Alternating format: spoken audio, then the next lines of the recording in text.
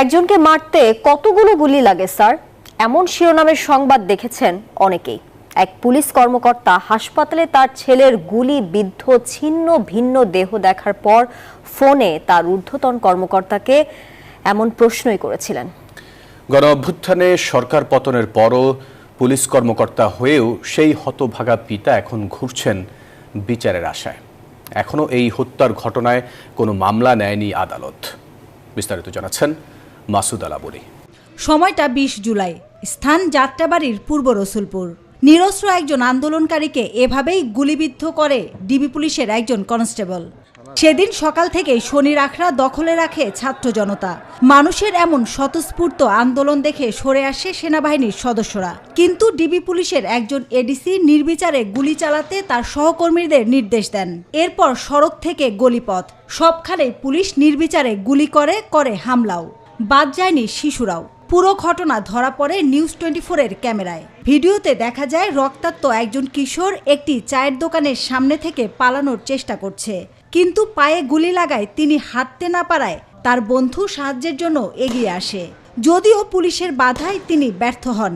উল্টো খুব কাছ থেকে তাকে লক্ষ্য করে কয়েক রাউন্ড গুলি ছোড়ে পুলিশ। এক সাংবাদিক আহত কিশোরকে হাসপাতালে পাঠানোর চেষ্টা করলেও অনুমতি দেয়নি ডিবি পুলিশের কর্মকর্তা। সে সময়ও জীবিত ছিল ছেলেটা। স্বাদে ভরপুর প্রাণ চানাচুর। তার বাবা রাজধানীর রাজারবাগ পুলিশ লাইন্সের জ্যেষ্ঠ উপপরিদর্শক ময়নাল হোসেন ভূঁইয়া আর শহীদ ইমাম হাসান ভূঁইয়া তাইম নারায়ণগঞ্জের সরকারি আদমজীনগর MW কলেজের দ্বাদশ শ্রেণীর শিক্ষার্থী ছিলেন। ২৭ বছর ধরে পুলিশে কর্মরত ময়নাল হোসেন ছেলের মৃত্যুর পর থেকে মানসিকভাবে বিপর্যস্ত হয়ে পড়েছেন। ছেলে হারানোর শোকে পাগল পায় স্ত্রী ও আরেক ছেলেও। তাই যাত্রাবাড়ি থেকে চলে এসেছেন সবুজবাগে ভাড়া বাসায়। তবে এখনো দেখানো হয় ভয়, করতে পারছেন না মামলাও। ওনার ঘরে ছেলে মেয়ে নাই, দেখি এতই ডাকায়, তো ডাকায় তুলে সে এতগুলো গুলি কিভাবে করলো? আমার ভাই 16 তারিখ, 17 তারিখ, 18 তারিখ, 19 তারিখ 4 দিন আন্দোলন করছে। আন্দোলনের ছবি আছে, ভিডিও ফুটেজ আছে, ঠিক আছে। আমার মা সাথে বসেছিল।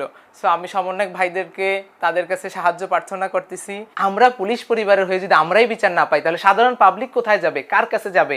আমি ওই CMM কোর্টের 19 নাম্বার জাস্টিসের আকুল আবেদন করতেছি, তিনি যেন মামলাটা এজাহারভুক্ত করে। তাইমের সেই বন্ধুকে পাওয়া যায় যাত্রাবাড়ির কাজলাতে। বললেন সেদিনের সেই ভয়াবহ অভিজ্ঞতার কথা। কারফিউ শিথিলের সময় 20 জুলাই তারা রাস্তায় নেমেছিলেন, তবে পুলিশ তাদের গুলি করে। বন্ধুকে বাঁচাতে না পারার আক্ষেপ এখনও তার কণ্ঠে। তাইমের বাবা যে পুলিশ অফিসার বা এরকম কিছু ওইরকম কথা যে বলার, পুলিশ যে আমাদের সাথে যে কথা বলবে ওইরকম কোনো টাইমিং বা পুলিশ আমাদের সাথে ওইরকম কোনো মিনিমাইজ করার করে নাই, চেষ্টা করে নাই। তাইম সর্বপ্রথম দৌড়টা শুরু করে মাত্র 7-8 ফিট গেছে, ওই অবস্থাতেই তাকে পিছন থেকে গুলি করা হয়। 2টা শটগান থেকে 2টা বুলেট বের হয়। রাহাত বলেন, গণতান্ত্রিক বৈষম্যহীন বাংলাদেশ গড়তে চান তারা, তাই সেদিন বন্ধুর বুকে গুলি লাগে, নিজের পায়েও গুলি নিয়েও আন্দোলনে ছিলেন। আমার সামনে যদি আমার ভাই থাকতো, ওই জায়গাটাতে আমি কি করতাম? তাকে ফেলে রেখে কি আমি চলে যেতাম? আমি তাকে পিছনের দিকে টেনে নিয়ে যাচ্ছিলাম।